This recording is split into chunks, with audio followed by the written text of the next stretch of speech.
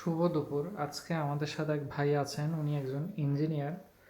উনি এই rubber speed breaker এই ডিভাইসগুলো সেট আপ করে থাকেন। আজকে আমরা জানবো তিনি কিভাবে এই ডিভাইসগুলো সেট আপ করেন।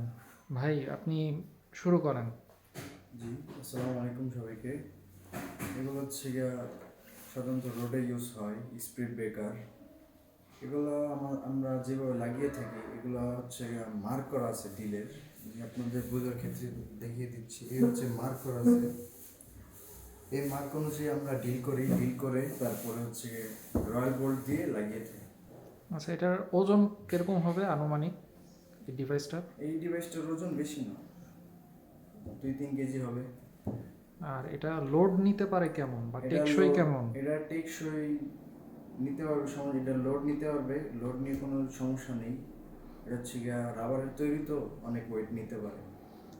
আর এটা হচ্ছে আপনার যারা নেয় তারা কতটুক পরিমাণের নেয় বা কতটুক মিটার বা গজ হিসাবে নেয়? হ্যাঁ, এটা সাধারণত মিটারে নেই। এটা হচ্ছে বেশিরভাগ রোডের অনুযায়ী, সিঙ্গেল রোডের জন্য এটা আছে পারফেক্ট, সিঙ্গেল রোডের জন্য। আর হাইওয়ে রোডের জন্য আরও আছে আমাদের কাছে, আমাদের স্টকে অ্যাভেলেবেল এগুলো। আর একটা সেট আপ করতে কতটুকু সময় নেয়? এটা একটা সেট আপ করতে বেশি সময় লাগে না, সর্বোচ্চ 3 থেকে 4 মিনিট লাগে। আচ্ছা, ধন্যবাদ ভাই। ইনশাল্লাহ আবার দেখা হবে আপনার সাথে। জি, আসসালামু ইনশাআল্লাহ। আলাইকুম। আসসালাম।